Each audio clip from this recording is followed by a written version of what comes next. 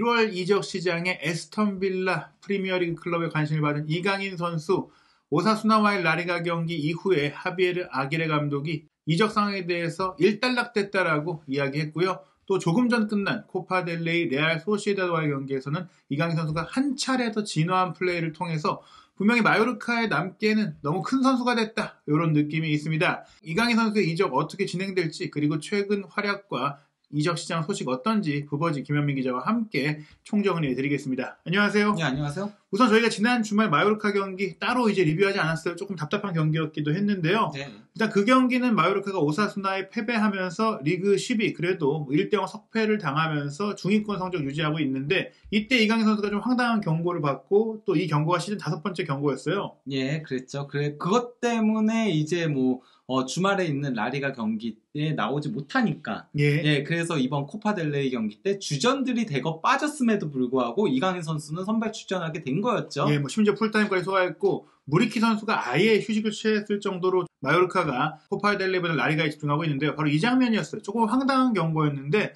전반 39분 프리킥을 차는데 이제 감독의 지시를 듣다가 조금 시간이 지연된 건 맞지만 0대0 상황이기도 했고, 무엇보다 전반전이기 때문에 시간을 고의로 지연할 이유가 없었거든요. 근데 어쨌건 그 장면이 너무 재밌긴 했었죠. 아기레 감독이 강인 부르는데 계속 그거 보고 있다가 이제 옐로 받았는데 좀 아쉽긴 했었죠. 물론 거기가 시간 지연하면은 옐로 카드가 나오는 건 맞긴 한데 이게 상황 자체가 지연하고자 했던 건 아니었는데 좀 그렇게 돼가지고 이제 이강인 선수도 황당해하는 표정을, 그 제스처를 취했었죠. 이 경고가 사실 또 시즌 5번째 경고. 이강인 선수가 조금 경고가 많은 편이에요.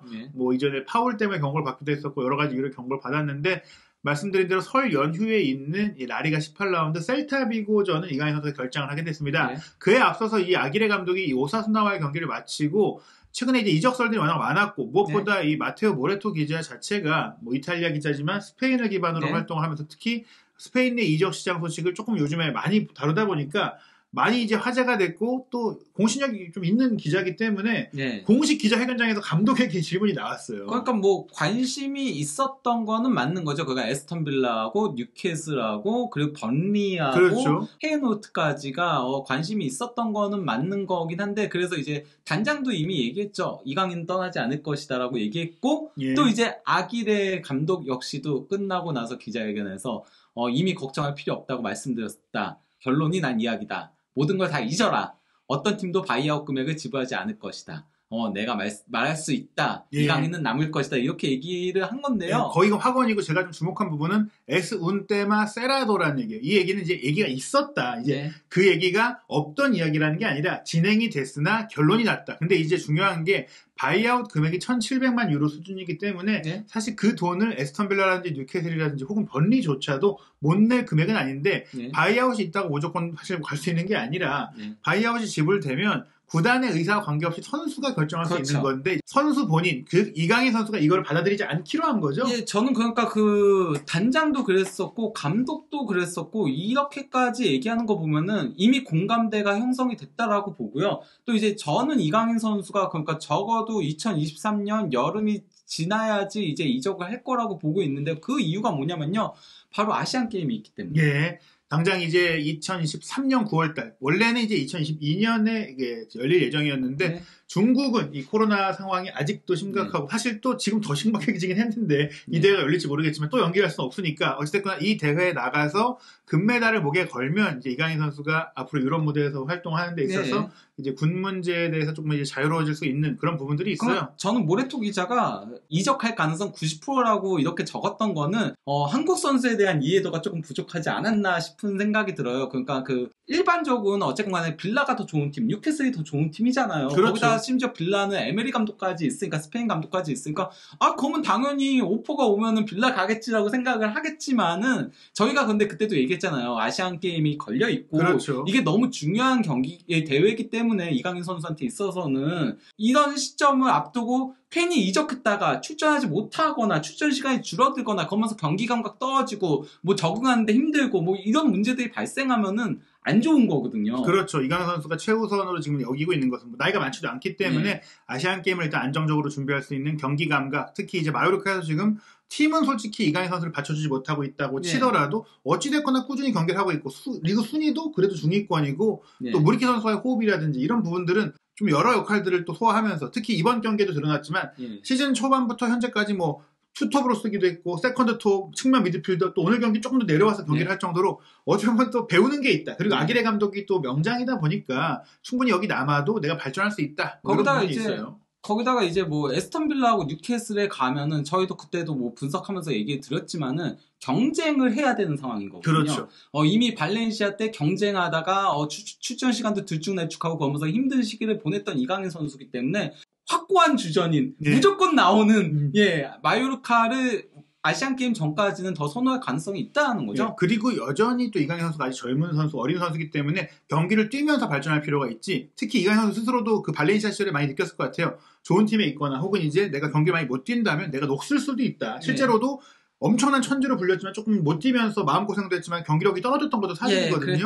그런 부분까지 고려했을 때 일단 올 시즌은 마요르카로 남는 것이 확정이다라고 여러분들이 보시면 될 것 같고 다만 올 시즌이 끝난 이후까지 뭐 아기레 감독도 마요르카 구단도 남을 것이다라고까지 얘기 안 했어요. 그 얘기는 이제 여름 이적 시장이 열리면 이적할 수 있는데 물론 항저우 아시안게임이 9월달에 열리지만 이미 9월달이면 예를 들어서 7월 정도에 이적을 한다 쳤을 때 그때 뭐 잠깐 이적 문제로 못 나온다거나 혹은 뭐 경쟁을 하고 있어도 그리고 아시안게임에 가는데 문제가 없죠. 그리고 이제 8월쯤에 이동해가지고 거기 이제 합류해가지고 그런 부분들도 있으니까요. 그리고 이적할 때 분명히 아시안게임 차출을 허락받는 조건을 내걸 수밖에 없어서 그거 안 해주면은 안 갑니다. 그렇죠. 그렇기 때문에 뭘 구단 입장에서도 그거 안 해줄 이유가 없어요. 가서 이제 메달 따고 와야지 앞으로. 근데 개인적도 그렇고. 레버쿠젠이 안 해줬잖아요. 그게 손흥민 선수가 솔직히 말하면 떠나는 데 있어서 어느 정도 작용을 했고 손흥민 선수가 토트넘 갈 때 그래서 그 조건 중에 하나가 보내달라였잖아요. 그건 무조건. 그러면서 이제 이강인 선수가 어찌됐거나 여름에는 충분히 이적할 가능성이 있고 그 경우에도 뭐 사실 이제 아시안 게임에 나간다고 또 금메달이 뭐 보장된 건 아니에요. 물론 유력하지만. 근데 이제 뭐 레버쿠젠 같은 경우는 그걸 이제 안 보내준 이유가 그때 이미 손흥민 선수가 어리기 때문에 앞으로도 기회가 있을 것이다라고 생각을 했던 거였고. 그렇죠. 이강인 선수한테 또 그게 똑같이 적용될 위험성이 있거든요. 하지만 뭐 협상을 할 때 충분히 영리하게 할 것이다. 끝내야죠, 그건. 그리고 이제 이강인 선수가 저는 개인적으로 생각했을 때 물론 프리미어리그 특히 에스턴 빌라는 충분히 좋은 옵션이라고 말씀을 드렸지만 또 여름이 됐을 때는 어떤 제안이 올지도 모르는 거고 또 라리가 내에서도 여전히 이강인 선수에 대한 관심이 많은 데다가 특히 오늘 경기를 치른 이 레알 소시에다드가 지금 쿠보 선수가 이제 굉장히 잘하고 있고 특히 이제 17라운드 주간 MVP까지 뽑혔어요. 바스크더비에서 결승골을 넣었기 때문인데 이런 아시아 선수들에 대한 관심도 있고 또 실제로 마케팅의 의지도 있고 제가 이제 레알 소시에다드 구단을 방문했을 때 단장 단계에서도 얘기를 했어요. 우리는 그 한국 선수에 대해서도 관심을 갖고 있고 빌바오와 레알 소시에다드가 LG, 삼성 따로 또 스폰서십을 따로 하고 있을 정도로 라이벌 관계니까 뭐 한국 선수도 원한다고 하더라고요. 그러면서 이제 레알 소시에다드의 상황을 살펴보면 다비드 실바가 일단 은퇴를 앞두고 있고 그 사이에 또 나바로라는 유망주가 있는데 이 선수는 좀 더 커야 되고 그래서 이선 자원이 좀 필요한 상황이다. 그래서 이번 경기 이강인 선수의 활약이 중요했는데 경기 결과부터 말씀드리면은 레알 소시에다드가 코파델레이 16강에서 1대0으로 마요르카를 꺾고 이겼지만 이강인 선수는 이날 자신이 레알 소시에다드에 가서 어필할 수 있다는 능력을 충분히 좀 보여준 것 같아요. 전반전 자체는 너무나도 이게 일방적으로 밀리다 보니까 전반전은 이강인 선수도 뭘 할 수 있는 게 없었어요. 아예 그 공급 자체를 받지 못했는데 그래도 후반 나와서 마요르카가 공세적으로 나서기 시작하면서 또 이강인 선수가 보직 같은 것도 조금씩 밑으로 내려와서 뛰면서 가능성을 보여줬죠. 저는 이번 경기 뭐 이강인 선수가 최근 날이 갈수록 몸도 좋아지고 힘도 붙고 또 스피드에 좀 문제라든지 수비 가담의 문제라든지 이런 것들을 좀 극복해가는 모습들이 좋았는데 이번 경기 특히 후반전은 거의 모든 마요르카의 좋은 장면에 관여하면서 또 한 번 본인의 실력을 보여줬다. 일단 이번 경기 서두에 말씀드린 대로 마요르카는 로테이션을 많이 가동했는데 경기 전부터 아게레 감독이 예고했어요. 이강인은 뛴다. 왜냐하면 셀타비고 전에 경고 누적으로 못 뛰기 때문에 선발이다 해서 실제로 이강인 선수는 선발 출전을 했고 나머지는 거의 다 바뀌었죠. 그러니까 뭐 센터백인 코페테아 또 다른 센터백인 발리엔트 아무래도 이제 센터백들은 그래도 체력 소모가 조금 적으니까 그 이강인 선수까지 3명 제외하고는 전부 다 바꿨어요. 예. 반면에 코파델레이에서 레알 소시에다드는 우승 경험도 최근에 있고 조금 신경 쓰고 있는 팀이다 보니까 물론 일부 로테이션을 가동하긴 했으나 네. 마요르카와 비교했을 때는 그래도 주전급 선수들이 꽤 나왔습니다. 네, 그러니까 뭐 5명이 이제 교체가 된 건데요. 쿠보하고 다비드 실바하고 이제 리코하고 엘루스톤도하고 수벨디아. 특히 그 소시에다드는 수비 쪽의 변화가 많았죠. 예, 이렇게 빠지고 대신 이제 오야르사발 장기 부상에서 이제 복귀해가지고 이 선수는 출전 시간을 주면서 끌어올려야 되는 선수다 보니까 오야르사발하고 이제 나바로하고 고로사벨하고 파체코하고 무뉴스가 이제 나오는 거죠. 예, 이제 1.5군급 그리고 이제 말씀드린 대로 오야르사발은 이제 경기 감각이 필요하기 때문에 출전을 했는데요. 포지션으로 보면은 소시에다드가 이제 4-4-2대형 그리고 마요르카는 뭐 평소처럼 네. 3-4-2-1인데 무리키가 없이 이제 앙헬 로드리게스가 최전방에 있고 카데베레가 좀 측면에서 앞으로 올라가는 윙포워드처럼 뛰고 네. 이강인 선수가 측면에 있지만 조금 미드필더처럼 뛰었어요. 그러니까 요즘 그 소시에다드는 상당히 공격적인 다이아몬드 4-4-2를 쓰고 있죠. 그러니까 네. 그 두 명의 중앙 미드필더에도 메리노하고 멘데스하고 엄청나게 공격적으로 올라가거든요. 거기다가 공미까지 배치하는 예 그러면서 사실상 수비적인 미드필더는 수비맨디 한 명만 딱 세우는. 근데 수비맨디가 이번 시즌 미쳐서 날뛰고 그렇죠. 있기 때문에 이게 가능한. 그러다 보니까 메리노하고 멘데스의 득점력의 공격력도 올라가는 그런 현상들이 현재 발생하면서 소시에다드가 굉장히 재미있는 축구를 하죠. 예, 그 수비밴드가 사실 바르셀로나랑 연결되기도 했었는데 결국 재계약을 하면서 소시에다드의 충성을 또 보이는 그런 모습을 보이기도 했는데 이번 경기도 굉장히 잘해줬습니다. 전반전은 확실하게 소시에다드가 압도를 했어요. 네, 완전 진짜 뭐 독보적으로 압도를 했는데요. 시작하자마자 일단 뭐 그 프리킥 장면에서 골이 나올 수 있었는데 그걸 이제 수비가 걷어내서 코너킥으로 연결되는 장면에서 이제 멘데스가 올린 거를 쉘로트가 이제 슈팅으로 가져갔는데 이게 골대에 살짝 넘어갔었죠. 예. 그리고 전반 5분 만에 또 선제골이 빠르게 나왔어요. 예. 그러니까 뭐 수비맨디가 상당히 뭐 좋은 스루 패스를 찔러줬고 이걸 이제 나바로가 배우로 빠져 들어가면서 받아서 이제 슈팅으로 골 넣은 겁니다. 예. 나바로 선수 말씀드린 이 소시에다드 유망주인데 이날 선발로 나와서 또 골맛도 봤고요. 마무리 장면만 말씀드렸는데 골키퍼부터 시작된 빌드업 과정이 굉장히 예술이었어요. 네, 그거 왔다 갔다 이렇게 주고받고 하면서 갔었죠. 거기다가 이제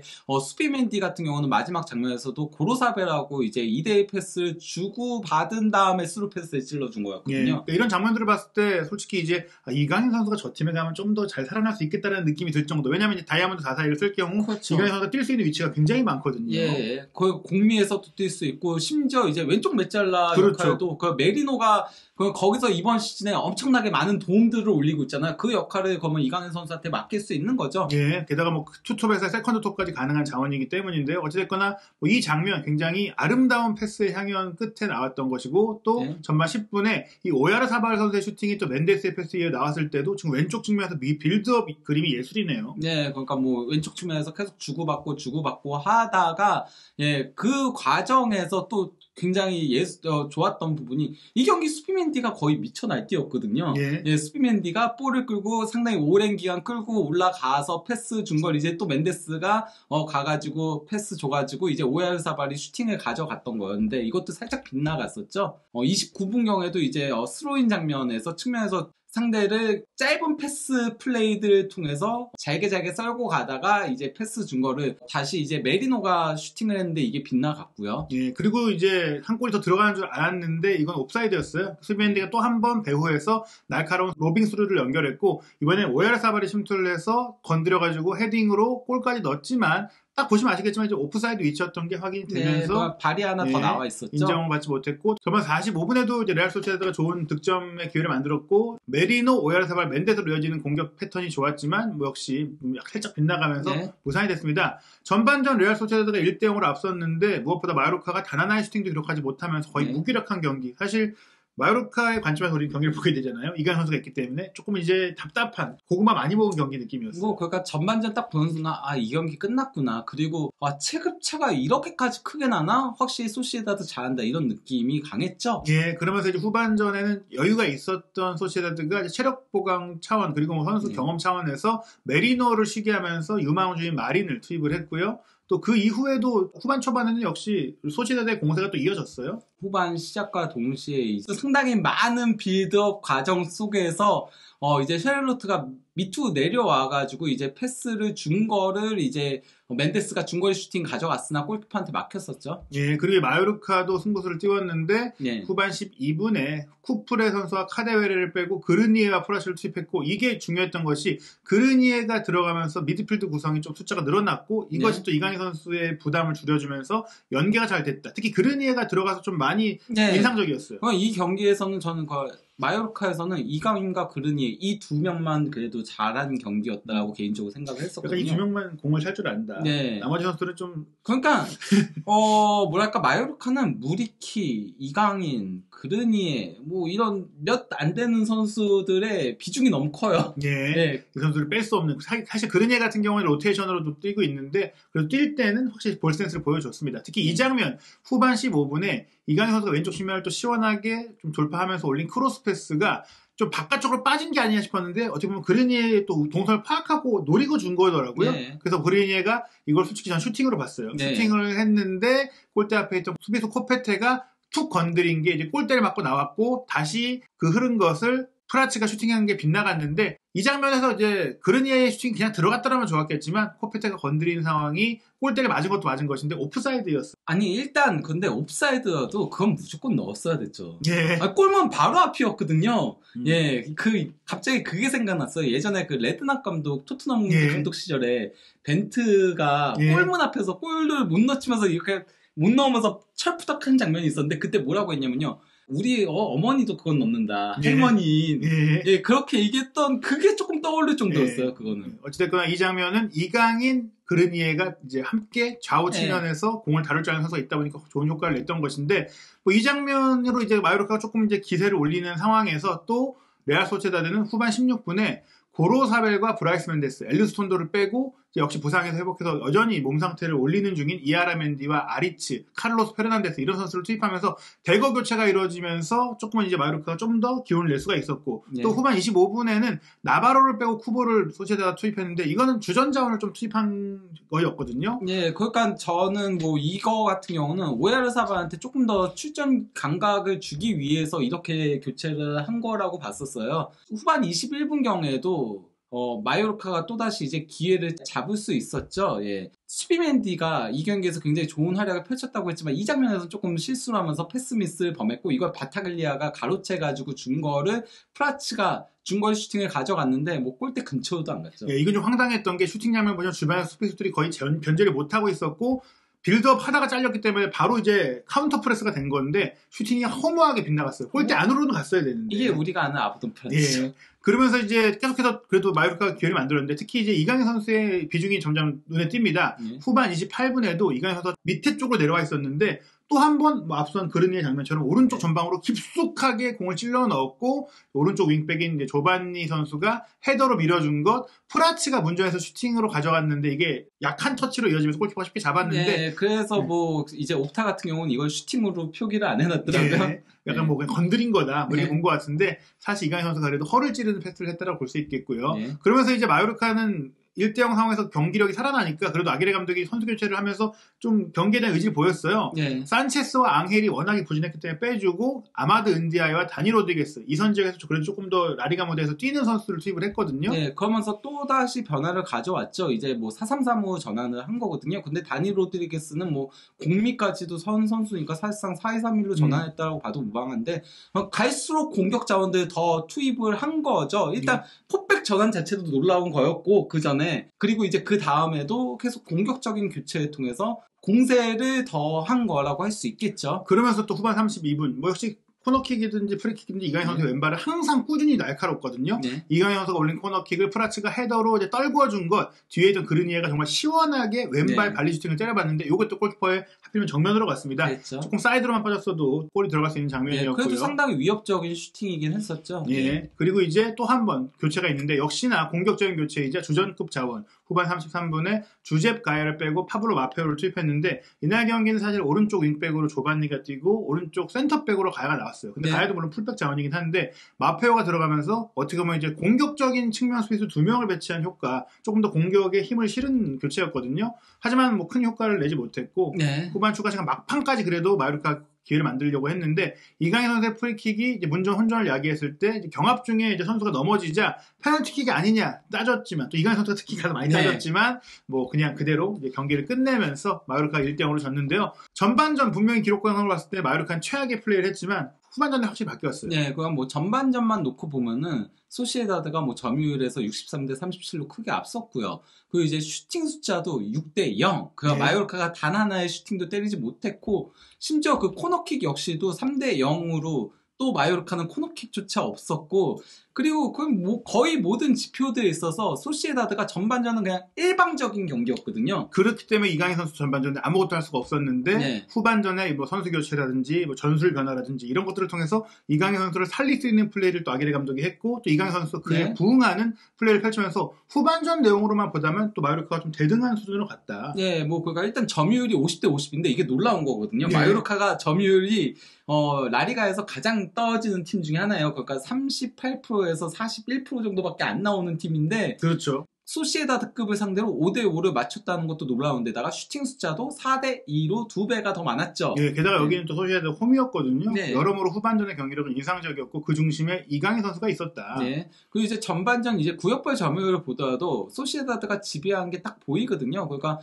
마요르카 수비 진영에서 35.6%였잖아요. 네. 반면에 이제 소시에다드 수비 진영에서는 14.2%밖에 되지 않았었고요. 후반전 같은 경우는 뭐 그러니까 그 전체 점유율이 조금만 하더라도 뭐 50.3%대 이제 49.7%니까 뭐 50대 50이었다고 할 수 있고 구역별 점유율 역시도 비등비등했거든요. 둘 다 이제 20% 후반대로 양쪽 진영에서 20% 후반대가 나올 정도로 비등비등했었기 때문에 예, 뭐 그러니까 이 후반전은 말 그대로 대등 그 자체였다라고 할 수 있죠. 예. 예. 그리고 히트맵을 보더라도 확인할 수 있는 건데요. 뭐 히트맵 자체도 보시면 아시겠지만은 전반전에는 소시에다드가 상대 진영에서 완전히 시뻘겋게 압도를 하고 있죠. 반면에 마요르카는 상대 진영으로 넘어가지도 못한 채 심지어 수비 진영도 제대로 이게 공간 배분이 안 되는 그 문제가 있었거든요. 근데 이제 후반전을 놓고 보면은 도리어 상대 박스 안을 지배한 거는 마요르카라는 걸 확인할 수 있죠. 오늘 소시에다드 선수들이 뭐 존 포티는 물론이고 페널티 박스 안으로도 거의 들어가지 못했다. 그리고 그 중심에는 역시 이강인 선수의 플레이가 있었다. 전반전에는 이강인 선수 아무것도 못했는데 지금 나온 이 기록들이 대부분 후반전에 나왔다고 봐도 되잖아요. 네, 근데 이제 뭐 볼터치도 57회였고요. 패스 성공률 81%였고요. 그리고 이제 크로스 5회 시도해가지고 3회 성공했고 그 외에도 볼 경합도 10회를 시도해가지고 상당히 많이 시도했는데 5회를 성공시켰고 그러니까 공격수인데 50%면은 괜찮은 수치인 거죠. 그리고 파울 획득 5회, 크로스는 시도 성공 그리고 또 이제 파울 획득까지는 가장 많았어요. 예. 그리고 히트맵 보시면 왼쪽 측면에서 치우쳐서 플레이했지만 또 밑에 쪽으로 많이 내려와서 네. 조금 중미에 가까운 역할? 뭐 그런 역할을 약간 그 수비적인 역할도 하면서 롱패스를 굉장히 많이 공급해주는 역할을 한 거고 어쨌건 간에 볼 경합하고 소유권 획득도 공동 3위였다는 거. 굉장히 부딪혀주는 플레이를 많이 했다는 거죠. 거기다가 이게 그 패스맵인데요. 아시겠지만 제가 얘기 드렸던 대로 내려와서 길게 찔러주는 패스들을 많이 했잖아요. 근데 이제 아까 뭐 패스 성공률이 80%가 조금 넘는 수치였다고 했잖아요. 근데 중요한 거는 공격 진영으로의 패스 성공률이 73.7%였다. 그것도 롱패스가 많았음에도 저 정도를 기록했다. 저러면서 공격 진영으로의 패스 성공률은 마요르카 선수들 중에서 최상위권이었다. 물론 뭐 패스 관련된 건 당연히 이강인 선수가 독보적인 팀 내 1위긴 하지만 이런 것들이 이강인 선수가 조금 더 내려와서 플레이를 할 수 있는 가능성을 보여줬다는 거죠. 볼 경합도 늘어나고 이제 뭐 소유권 획득도 늘어나고 롱패스 정확도 이런 것들 다 늘어났다는 부분에서 그러니까 올 시즌 이강인 선수에 대해서 너무나 좋은 점들은 지금까지 이강인 선수가 조금 전술적으로 쓰기 까다로운 선수다. 역할이 좀 한정적이다. 전형적인 10번 역할밖에 못한다. 이런 얘기들이 있었는데 올 시즌에는 뭐 윙플레이 특히 이제 오른쪽에서 반대발이 아닌 왼쪽에서 그냥 정발 윙어로도 뛸 수가 있는데 또 미드필드로 내려갔을 때도 공미 아닌 중미 역할까지 할 수 있고 외짤 역할이나 뭐 이런 걸 할 때도 속도감이라든지 수비력이라든지 전술적으로 여러 역할을 할 수 있는 선수가 됐다는 거예요. 네, 오늘도 뭐 크로스 5번 시도해가지고 3회 성공. 그러면 크로스 성공률이 무려 60%인 거거든요. 보통 나오기 어렵죠. 20%만 잘 나오는 건데. 그러니까요. 근데 그런 것들을 보여줬다라는 건데 그러다 보니까 이제 이강인 선수가 이건 뭐 통계 기반으로 이제 평점을 매기는 소파스코어에서 마요르카 선수들 중에서는 이게 그 수비 상황이 많다 보니까 코페테가 가장 평점이 높았던 거였고요. 예. 그 다음으로 이강인 선수가 7.0점, 딱 2명만 7점 이상의 기록을 한 거죠. 예, 그리고 승리한 팀인 뭐 레알 소시에다드에서도 득점을 기록한 나바로를 제외하면 이강인 선수보다 뚜렷이 높은 점수를 받은 선수가 없을 정도니까 패배한 팀에서 이 정도면 이강인 선수는 아주 수준급 경기를 했다는 것이고 네. 저희가 이제 서두에 이강인 선수가 프리미어리그로 이제 가지 않을 상황에 대한 얘기 드렸는데 뭐 이번 경기를 통해서 좀 느낀 것은 레알 소시에다드도 충분히 이강인 선수를 노릴 만한 부분들을 좀 많이 보여주지 않았나 생각이 들거든요. 예, 뭐 그러니까 나바로 같은 경우는 확실히 뭐 이번 경기에서도 좋은 모습을 보여주면서 컵 대회에서 굉장히 좋은 모습들을 보여주고 있긴 해요. 예. 그러니까 뭐 일단 컵 대회를 통해서 선수를 키워나가는 거겠죠. 예. 그러면서 이제 유로파리그에서 4경기 출전해가지고 2골 2도움, 뭐 경기당 하나의 공격 포인트 올리고 있고, 코파델레이에서도 3경기 3골을 넣으면서 예, 좋은 모습을 보여주고 있는데, 아직 라리가에서는 그래도 감독이 믿을 수 없다라고 생각을 하는지 출전 시간을 거의 안 주더라고요. 예. 11경기 출전하긴 했는데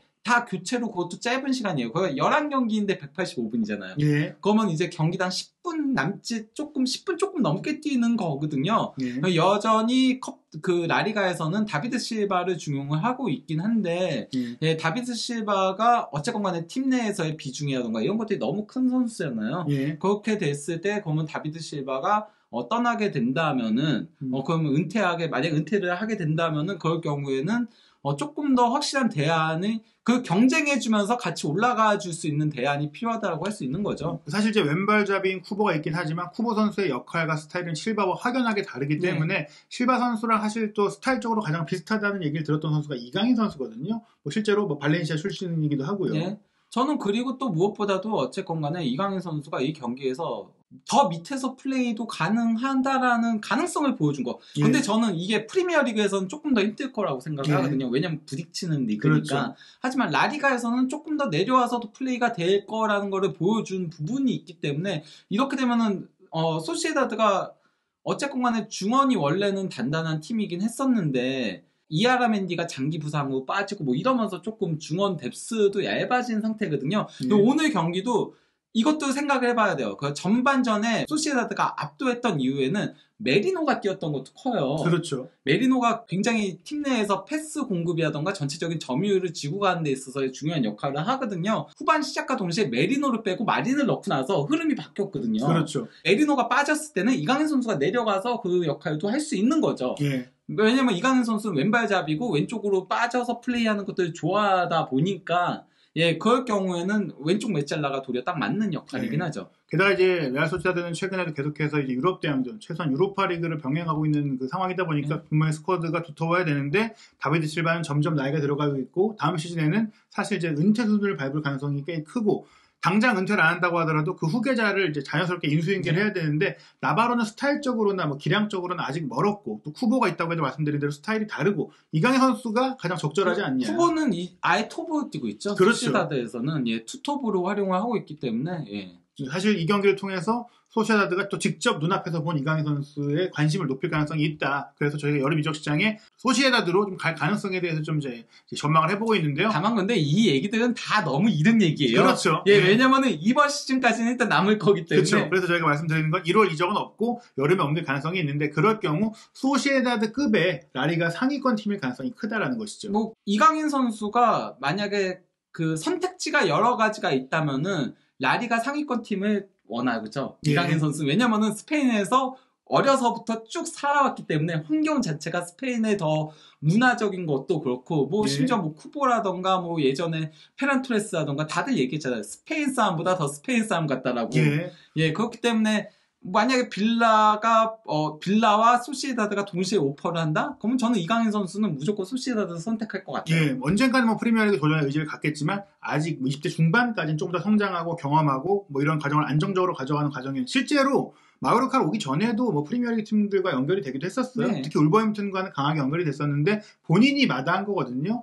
그렇기 때문에 이강인 선수는 아마도 올 시즌 이제 유럽 대항전 진출권 팀과 연결될 가능성이 크다. 앞으로 일정 살펴보면 말씀드린 대로 이제 셀타비고와 1월 21일 토요일 새벽 5시 경기는 경고 누적으로 결정하고요. 1월 28일 토요일 밤 10시 카디스와의 경기는 선발 출전할 것이다라고 생각이 됩니다. 그리고 2월 달에 빅매치가 연달아 펼쳐지는데 라리가의 특성상 아직 경기의 정확한 날짜는 정해지지 않았어요. 2월 5일에 레알 마드리드전, 2월 12일에 세비야전, 2월 19일 비아레알전까지 어떻게 보면 이강인 선수가 이런 큰 팀들을 상대로 또 한 번 자신의 능력을 보여줄 기회가 올 것 같아요. 지난 시즌은 이 죽음의 일정에서 도리어 세비야와 비아레알을 잡으면서 반등했었죠.